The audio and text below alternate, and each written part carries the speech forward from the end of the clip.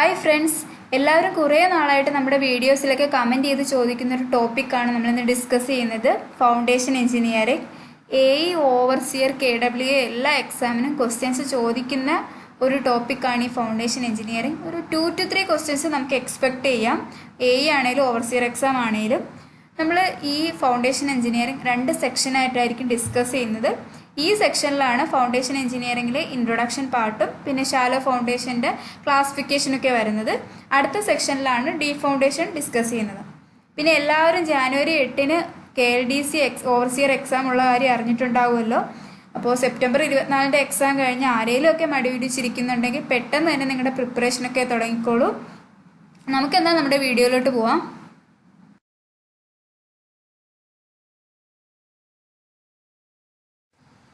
നമുക്ക് first question നോക്കാം. Load of a structure transfer to a wide area of soil through slab, column, beam, foundation. നമ്മളൊരു ബിൽഡിങ്ങിനെ നോക്കിക്കഴിഞ്ഞാൽ അതിന് മെയിനായിട്ട് 2 കമ്പോണൻസ് ആയിരിക്കും ഉണ്ടായിരിക്കുന്നത്, സൂപ്പർ സ്ട്രക്ചർ ആൻഡ് സബ്സ്ട്രക്ചർ. ഈ ഗ്രൗണ്ട് ലെവൽ ബിൽഡിങ്ങിൻ്റെ ഗ്രൗണ്ട് ലെവലിന് മുകളിലോട്ടുള്ള സ്ട്രക്ചറാണ് സൂപ്പർ സ്ട്രക്ചർ ആൻഡ് ഗ്രൗണ്ട് ലെവലിന് താഴോട്ടുള്ള കമ്പോണൻ്റാണ് സബ്സ്ട്രക്ചർ അല്ലെങ്കിൽ ഫൗണ്ടേഷൻ എന്ന് വിളിക്കുന്നത്. അപ്പോൾ ഈ സൂപ്പർ സ്ട്രക്ചറിലാണ് നമ്മുടെ സ്ലാബ്, കോളം, ബീംസ് ഇതെല്ലാം വരുന്നത്. അപ്പോൾ ഈ ബിൽഡിങ്ങിൽ വരുന്ന ലോഡ്, ഈ റൂഫ് സ്ലാബിലോട്ട് എന്തൊക്കെ ലോഡ് വരും? ലൈവ് ലോഡ് വരാം, വിൻഡ് ലോഡ് വരാം, അല്ലെങ്കിൽ ഡെഡ് ലോഡ് എന്തെങ്കിലുമൊക്കെ ഈ ചെയേഴ്സ് അതൊക്കെ ഡെഡ് ലോഡായിട്ട് ആക്ട് ചെയ്യുന്നുണ്ട്.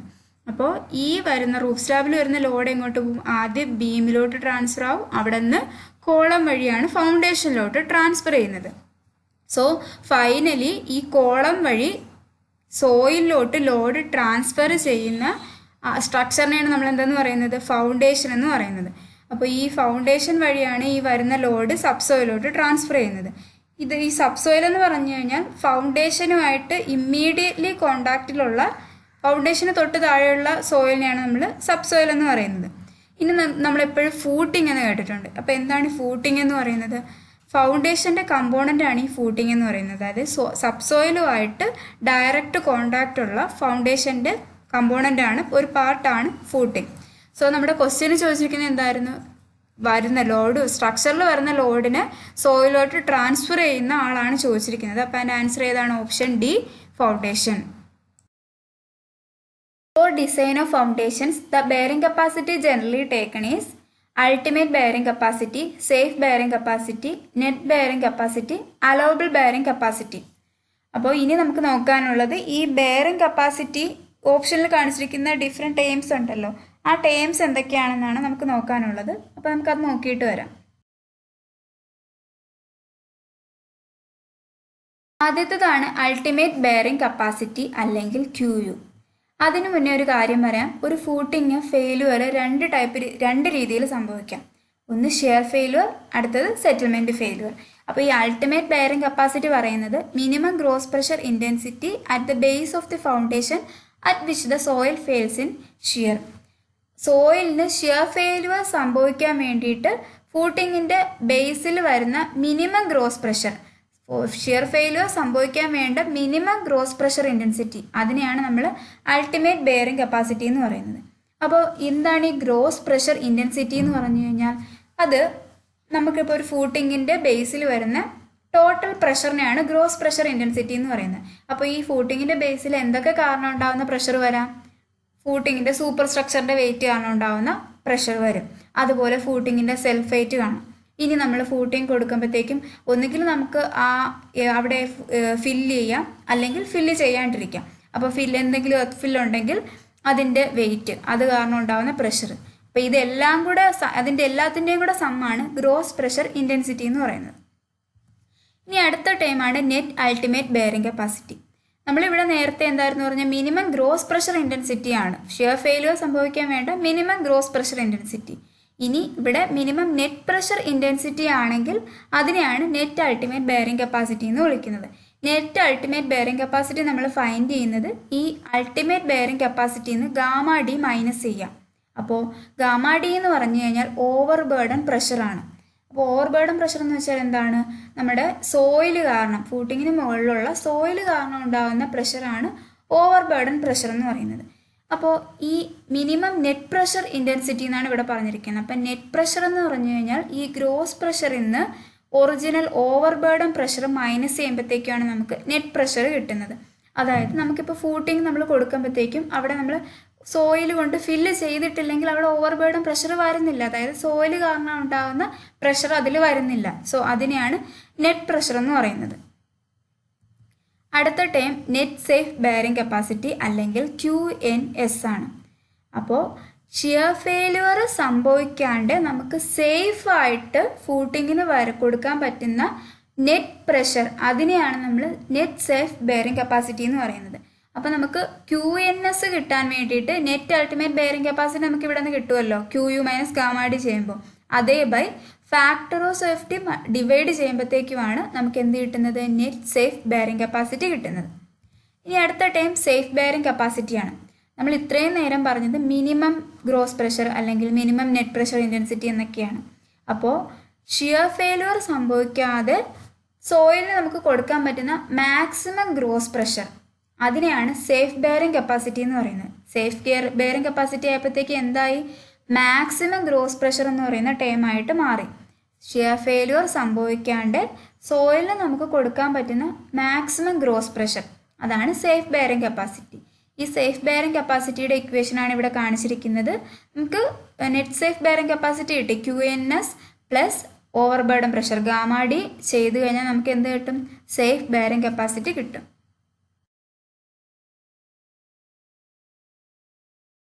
അടുത്തതാണ് നെറ്റ് സേഫ് സെറ്റിൽമെൻറ്റ് പ്രഷർ. അപ്പോൾ നമ്മൾ പറഞ്ഞായിരുന്നു സോയിൽ ഫെയിലുവർ സംഭവിക്കുന്നത് ഒന്ന് ഷിയർ ഫെയിലുവർ, അടുത്തത് സെറ്റിൽമെൻറ്റ് ഫെയിലുവർ. അപ്പോൾ ഷിയർ ഫെയിലുവറിൻ്റെ കാര്യങ്ങളെല്ലാം നമ്മൾ പറഞ്ഞായിരുന്നു. ഇനി വരുന്ന സെറ്റിൽമെൻ്റ് ആണ്. അപ്പോൾ സെറ്റിൽമെൻറ്റ് ഉണ്ടാവാതെ, എക്സസീവ് സെറ്റിൽമെൻറ്റ് ഉണ്ടാവാണ്ട് സോയിലിന് ക്യാരി ചെയ്യാൻ പറ്റുന്ന നെറ്റ് പ്രഷർ, അതിനെയാണ് നമ്മൾ നെറ്റ് സേഫ് സെറ്റിൽമെൻറ്റ് പ്രഷർ എന്ന് വിളിക്കുന്നത്. ഇനി അടുത്തത് net allowable bearing pressure QNA, അല്ലെങ്കിൽ ഇതിനെ നമ്മൾ അലോവബിൾ ബെയറിംഗ് പ്രഷർ എന്നും പറയും.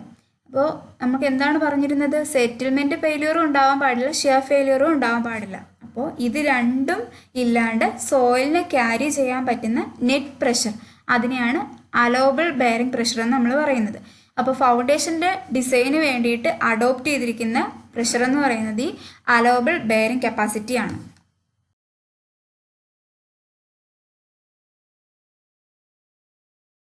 സോ ഇനി ഈ ക്വസ്റ്റിൻ്റെ ആൻസർ നിങ്ങൾക്ക് പറയാൻ പറ്റുമല്ലോ, എന്താണ് design of foundation, the bearing capacity generally taken is allowable bearing capacity. Bearing capacity should be calculated from the criteria of shear only, settlement only, both settlement and shear cohesion only. നമ്മൾ bearing capacity എങ്ങനെയായിരുന്നു calculate ചെയ്തിരിക്കുന്നത്, shear ഫെയിലിയറും ഉണ്ടാകാൻ പാടില്ല, settlement ഫെയിലിയറും ഉണ്ടാകാൻ പാടില്ല. ആ ഒരു bearing കപ്പാസിറ്റിയാണ് നമ്മൾ ഡിസൈന് വേണ്ടിയിട്ട് അഡോപ്റ്റ് ചെയ്തിരിക്കുന്നത്. അതിനെ നമ്മൾ എന്താണ് വിളിച്ചത്, അലോവബിൾ ബെയറിംഗ് കപ്പാസിറ്റി എന്നാണ് വിളിച്ചത്. സോ ഈ ക്വസ്റ്റിൻ്റെ ആൻസർ ഏതായിരിക്കും വരുന്നത്, option C, both settlement and shear. The minimum size of plate in plate load test is 100 mm, 450 mm, 200 mm, 300 mm. അപ്പോൾ നമുക്ക് എന്താണ് ഈ പ്ലേറ്റ് ലോഡ് ടെസ്റ്റ് എന്ന് നോക്കാം.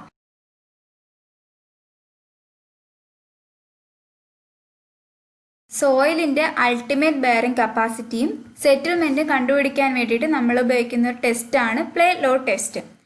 അപ്പോൾ ഇതിന് വേണ്ടിയിട്ട് നമ്മളിവിടെ ഒരു ടെസ്റ്റ് പിറ്റ് ഉണ്ട്. ആ ടെസ്റ്റ് പിറ്റിൽ ഫൗണ്ടേഷൻ ലെവലിൽ ഒരു ബെയറിംഗ് പ്ലേറ്റ് വെച്ചിട്ടുണ്ട്. ഈ ബെയറിംഗ് പ്ലേറ്റിലാണ് ലോഡ് അപ്ലൈ ചെയ്യുന്നത്. ഈ ബെയറിംഗ് പ്ലേറ്റ് ഒരു സ്ക്വയർ ഷേപ്പിലുള്ളതാണ്. ബെയറിംഗ് പ്ലേറ്റിൻ്റെ മിനിമം സൈസ് 30 സെൻറ്റിമീറ്ററും മാക്സിമം സൈസ് 75 സെൻറ്റിമീറ്ററാണ്. ഇനി നമ്മളിവിടെ ടെസ്റ്റ് പിറ്റിൻ്റെ കാര്യം പറഞ്ഞു.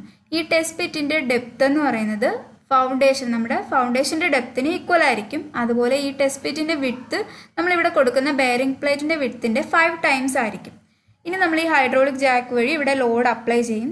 ഈ ലോഡ് അപ്ലൈ ചെയ്യുമ്പോഴത്തേക്കും റാപ്പിഡ് റേറ്റിൽ ബെയറിംഗ് പ്ലേറ്റ് താഴത്തോട്ട് സിങ്ക് ചെയ്യുന്ന ലോഡാണ് നമ്മൾ അൾട്ടിമേറ്റ് ബെയറിംഗ് കപ്പാസിറ്റി ആയിട്ട് എടുക്കുന്നത്.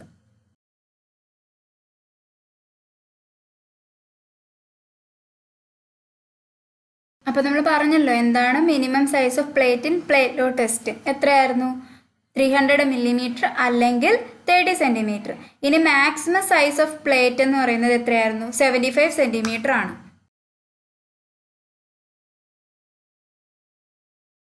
അഞ്ചാമത്തെ ക്വസ്റ്റ്യൻ ആണ് the depth of excavation for foundation is generally checked with ranging rod, scale, boning rod, levelling staff. അപ്പോൾ നമ്മൾ ഈ ഫൗണ്ടേഷൻ്റെ ഡെപ്ത് ഓഫ് എക്സ്കവേഷൻ ചെക്ക് ചെയ്യുന്ന ഇൻസ്ട്രുമെൻ്റ് അല്ലെങ്കിൽ ഒരു റോഡ് അതിനെ വിളിക്കുന്ന എന്തെന്നാണ് ചോദിച്ചിരിക്കുന്നത്. അപ്പോൾ നമുക്ക് ഓപ്ഷനിൽ കാണുമ്പോൾ തന്നെ അറിയാം ranging rod, scale, levelling staff ഇതെല്ലാം നമ്മൾ സർവേയിങ്ങിൽ പഠിച്ച ഇൻസ്ട്രുമെൻറ്റ്സ് ആണ്. അപ്പോൾ ഇതിൽ ബാക്കി വരുന്ന ഓപ്ഷൻ ഏതാണുള്ളത്? ബോണിംഗ് റോഡ് മാത്രമേ ഉള്ളൂ. അപ്പോൾ ഇതിൻ്റെ ആൻസർ വരുന്നത് ഓപ്ഷൻ സി ബോണിംഗ് റോഡാണ്. ഫൗണ്ടേഷൻ്റെ ഡെപ്ത് പാരാമീറ്റേഴ്സ് എല്ലാം ചെക്ക് ചെയ്യാൻ ഉപയോഗിക്കുന്ന ഒരു റോഡ് അല്ലെങ്കിൽ ഇൻസ്ട്രുമെൻറ്റിനെയാണ് നമ്മൾ ബോണിംഗ് റോഡ് എന്ന് പറയുന്നത്. സിക്സ്ത് ക്വസ്റ്റ്യൻ ആണ് if the depth is equal to or less than the width the type of foundation used is shallow foundation, deep foundation, pile foundation, well foundation. നമുക്ക് mainly രണ്ട് type of foundation ആണുള്ളത്, shallow foundation and deep foundation. ഫൗണ്ടേഷൻ്റെ depth is less than or equal to width ആണെങ്കിൽ ആ type of ഫൗണ്ടേഷനാണ് നമ്മൾ shallow foundation എന്ന് പറയുന്നത്. ഇനി ഡെപ്ത് ഗ്രേറ്റർ ദാൻ വിഡ്ത്ത് ആണെങ്കിൽ ആ ടൈപ്പ് ഓഫ് ഫൗണ്ടേഷൻ നമ്മൾ ഡീപ്പ് ഫൗണ്ടേഷൻ എന്നും പറയും. അപ്പോൾ ക്വസ്റ്റ്യൻ ഓപ്ഷനിൽ നമ്മൾ പൈൽ ഫൗണ്ടേഷനും വെൽ ഫൗണ്ടേഷനും ഉണ്ട്. ഈ pile foundation and well foundation deep ഫൗണ്ടേഷനിൽ വരുന്ന രണ്ട് ടൈപ്പ് ഓഫ് ഫൗണ്ടേഷനാണ്. അതെല്ലാം ഡീറ്റെയിൽ ആയിട്ട് നമുക്ക് ഫൗണ്ടേഷൻ എഞ്ചിനീയറിങ്ങിൻ്റെ അടുത്ത പാർട്ടിൽ എടുക്കുന്നതായിരിക്കും. അപ്പോൾ പൈൽ ഫൗണ്ടേഷൻ നമ്മൾ കൊടുക്കുന്നത് എവിടെയാണെന്ന് വെച്ച് കഴിഞ്ഞാൽ സോയിലിൻ്റെ ബെയറിംഗ് കപ്പാസിറ്റി കുറവാണെങ്കിൽ പിന്നെ ഗ്രേറ്റർ ഡെപ്തിലോട്ട് ലോഡ് ട്രാൻസ്ഫർ ചെയ്യണം. അങ്ങനെ വരുന്ന കേസസിലാണ് നമ്മൾ പൈൽ ഫൗണ്ടേഷൻ കൊടുക്കുന്നത്. ഇനി വെൽ ഫൗണ്ടേഷൻ കൊടുക്കുന്നത് വാട്ടർ ബോഡീസിലൊക്കെയാണ് നമ്മൾ വെൽ ഫൗണ്ടേഷൻ കൊടുക്കുന്നത്. അപ്പോൾ നമ്മുടെ ക്വസ്റ്റ്യന് ചോദിച്ചിരുന്നത് എന്താണ്? Depth less than or equal to its width ആണെങ്കിൽ ആ ടൈപ്പ് ഓഫ് ഫൗണ്ടേഷൻ നമ്മൾ അവിടെ കൊടുക്കുന്ന ഫൗണ്ടേഷനാണ് shallow foundation. Next question is Rankine's formula is used to find out maximum depth of foundation, minimum depth of foundation, minimum width of foundation, volume of foundation. അപ്പോൾ P S സിയുടെ ഒരു സ്ഥിരം question ആണ് ഈ റാങ്കൈൻസ് ഫോർമുലയുടെ ക്വസ്റ്റ്യൻ. അത് എന്തിനു വേണ്ടിയിട്ടാണ് ഉപയോഗിക്കുന്നത്? അല്ലെങ്കിൽ റാങ്കൈൻസ് ഇക്വേഷൻസ് ഒക്കെ ആയിരിക്കും നമുക്ക് ചോദിക്കുന്നത്. അപ്പോൾ ഈ Rankine's formula minimum depth of foundation കണ്ടുപിടിക്കാൻ വേണ്ടിയിട്ടാണ് നമ്മൾ യൂസ് ചെയ്യുന്നത്.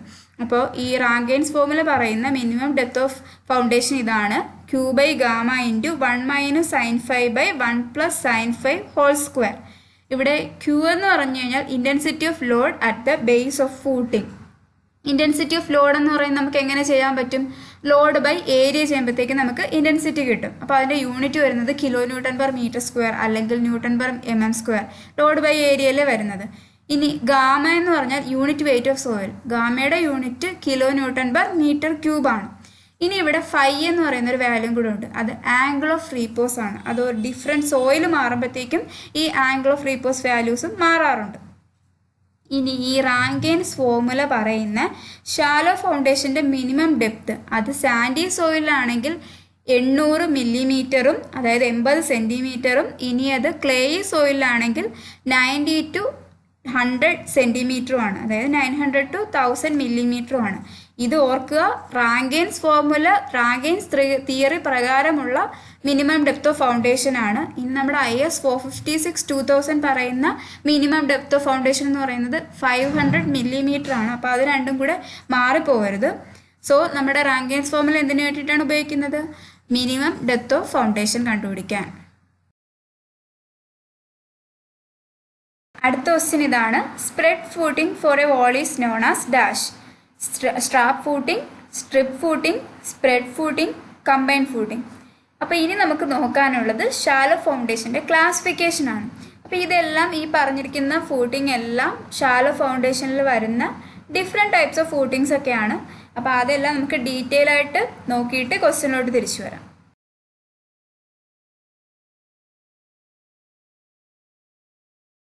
ഷാലോ ഫൗണ്ടേഷനിൽ ആദ്യത്തെ ക്ലാസിഫിക്കേഷനിൽ വരുന്നതാണ് സ്പ്രെഡ് ഫൂട്ടിംഗ് അല്ലെങ്കിൽ ഐസൊലേറ്റഡ് ഫൂട്ടിംഗ്. ഐസൊലേറ്റഡ് ഫൂട്ടിംഗ് എന്ന് പറഞ്ഞാൽ നമ്മളൊരു സിംഗിൾ കോളം അല്ലെങ്കിൽ ഒരു വോള് അതിന് വേണ്ടിയിട്ട് നമ്മൾ കൊടുക്കുന്ന ഒരു ടൈപ്പ് ഫൂട്ടിംഗ് ആണ് സ്പ്രെഡ് ഫൂട്ടിംഗ്. സ്പ്രെഡ് ഫൂട്ടിംഗ് രണ്ട് ടൈപ്പ് ഉണ്ട്: strip footing and pad footing. Strip footing എന്ന് പറയുന്നത് ഒരു കണ്ടിന്യൂസ് വാളിന് വേണ്ടി കൊടുക്കുന്ന ഒരു സ്പ്രെഡ് ഫൂട്ടിങ്ങിനെയാണ് നമ്മൾ സ്ട്രിപ്പ് ഫൂട്ടിംഗ് എന്ന് പറയുന്നത്. അതാണ് ഈ ഫിഗറിൽ കാണിച്ചിരിക്കുന്നത് ഇവിടെ. അടുത്ത പാഡ് ഫൂട്ടിംഗ് ആണ്. അതെന്ന് പറയുന്നത് ഒരു സിംഗിൾ കോളത്തിന് വേണ്ടി കൊടുക്കുന്ന ഐസൊലേറ്റഡ് ഫൂട്ടിംഗ് ആണ് പാഡ് ഫൂട്ടിംഗ് എന്ന് പറയുന്നത്. ഇനി നിങ്ങളിവിടെ ബൈ ഹാർട്ട് ചെയ്ത് വെക്കേണ്ട രണ്ട് വാല്യൂസ് ആണ് പറഞ്ഞിരിക്കുന്നത്. Permissible settlement of isolated footing in sandy soil ആണെങ്കിൽ 50 mm and permissible settlement of isolated footing in clayey soil is 75 mm. അടുത്ത ക്ലാസിഫിക്കേഷൻ ആണ് കമ്പൈൻഡ് ഫൂട്ടിംഗ്. സപ്പോസ് നമ്മളിപ്പോൾ രണ്ട് കോളം അടുത്തടുത്താണ് നിൽക്കുന്നത്. അപ്പോൾ നമ്മൾ അതിന് ഐസൊലേറ്റഡ് ഫൂട്ടിംഗ് കൊടുത്തു കഴിഞ്ഞാൽ അത് തമ്മിൽ ഓവർലാപ്പ് ചെയ്യും. ആ ഒരു സിറ്റുവേഷനിൽ നമ്മൾ കൊടുക്കുന്നതാണ് ഈ കമ്പൈൻഡ് ഫൂട്ടിംഗ്. രണ്ട് കോളത്തിന് വേണ്ടിയിട്ട് കോമൺ ആയിട്ടൊരു ഫൂട്ടിംഗ് പ്രൊവൈഡ് ചെയ്യും. അതിനെയാണ് നമ്മൾ കമ്പൈൻഡ് ഫൂട്ടിംഗ് എന്ന് പറയുന്നത്. ഇനി രണ്ടിൽ കൂടുതൽ കോളത്തിന് വേണ്ടിയിട്ട് ഒരു കോമൺ ഫൂട്ടിംഗ് ആണ് കൊടുക്കുന്നതെങ്കിൽ അതിനെ നമ്മൾ വിളിക്കുന്ന പേരാണ് കണ്ടിന്യൂസ് ഫൂട്ടിംഗ്.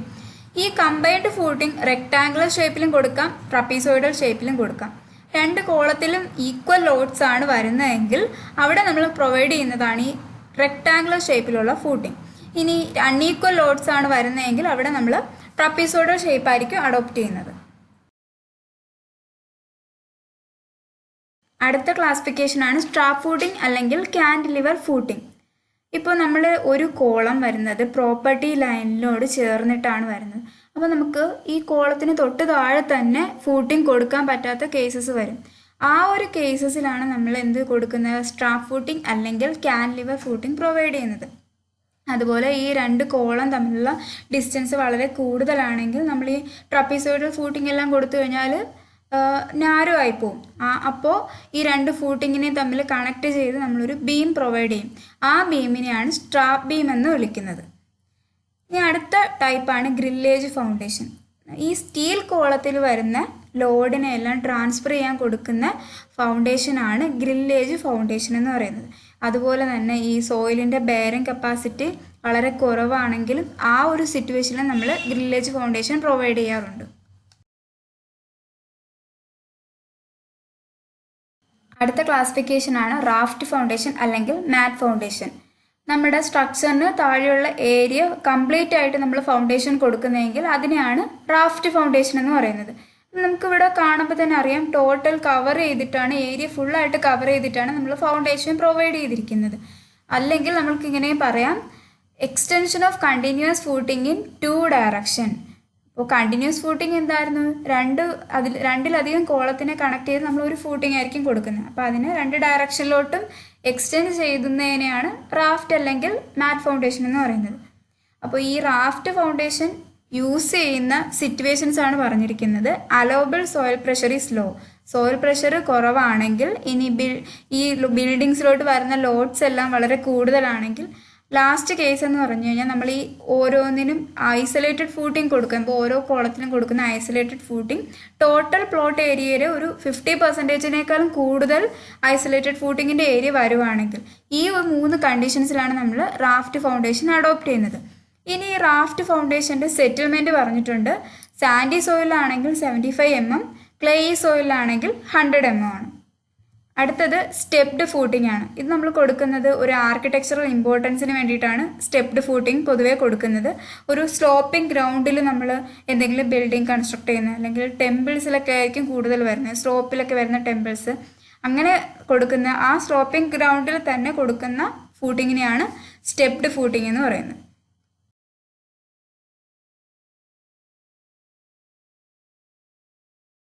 സോ നമ്മൾ ഷാലോ ഫൗണ്ടേഷൻ്റെ ക്ലാസിഫിക്കേഷൻ എല്ലാം പറഞ്ഞു. അപ്പോൾ ഈ 8ാമത്തെ ക്വസ്റ്റ്യനിലോട്ട് തിരിച്ചു പോവാം. Spread footing for a wall is known as. ഒരു വാളിന് നമ്മൾ സ്പ്രെഡ് ഫൂട്ടിംഗ് കൊടുത്തു കഴിഞ്ഞാൽ അതിനെ എന്തെന്നായിരുന്നു വിളിച്ചത്, സ്ട്രിപ്പ് ഫൂട്ടിംഗ്. ഇനി ഒരു കോളത്തിനായിരുന്നെങ്കിൽ അതിനെ പാഡ് ഫൂട്ടിംഗ് എന്നും പറഞ്ഞു. സ്പ്രെഡ് ഫൂട്ടിങ്ങിന് വേറെ പേരെന്തായിരുന്നു, ഐസൊലേറ്റഡ് ഫൂട്ടിംഗ്. 9th ക്വസ്റ്റ്യൻ ആണ്, foundation which covers the entire area beneath a structure is raft foundation, pile foundation, well foundation, pier foundation. ഇത് നമ്മൾ ഡിസ്കസ് ചെയ്തതാണ്. ഒരു സ്ട്രക്ചറിന് താഴെയുള്ള ടോട്ടൽ ഏരിയനെ കവർ ചെയ്ത് നമ്മൾ കൊടുക്കുന്ന ഫൗണ്ടേഷനെ വിളിച്ചത് എന്തായിരുന്നു, റാഫ്റ്റ് ഫൗണ്ടേഷൻ അല്ലെങ്കിൽ മാറ്റ് ഫൗണ്ടേഷൻ എന്നാണ്. ഇനി ബാക്കിയുള്ള ഓപ്ഷൻസ് എല്ലാം നമുക്ക് ഡീപ്പ് ഫൗണ്ടേഷനിൽ വരുന്നതാണ്. നമുക്കപ്പോൾ അത് ഡിസ്കസ് ചെയ്യാം.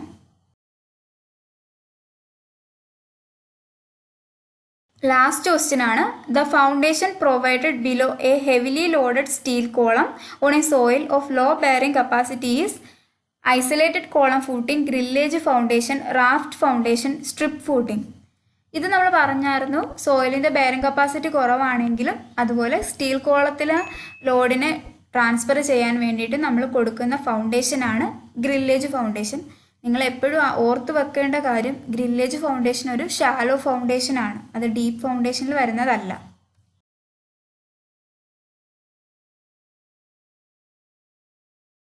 സോ ഫ്രണ്ട്സ്, നിങ്ങൾക്ക് ഈ വീഡിയോ ഇഷ്ടമായെങ്കിൽ ലൈക്ക് ചെയ്യുക, അതുപോലെ എന്തെങ്കിലും ഡൗട്ട് ഉണ്ടെങ്കിൽ കമൻറ്റ് ചെയ്യണം. പിന്നെ നമ്മുടെ ചാനൽ ഇതുവരെയും സബ്സ്ക്രൈബ് ചെയ്തിട്ടില്ലെങ്കിൽ സബ്സ്ക്രൈബ് ചെയ്യുക. സബ്സ്ക്രൈബ് ചെയ്യുമ്പോൾ അടുത്തുള്ള ബെല്ലൈക്കണിൽ ഓൾ എന്ന് പറയുന്ന ഓപ്ഷൻ എനേബിൾ ചെയ്താൽ നമ്മൾ വീഡിയോസ് അപ്ലോഡ് ചെയ്യുമ്പോൾ തന്നെ നിങ്ങൾക്ക് നോട്ടിഫിക്കേഷൻ ലഭിക്കും.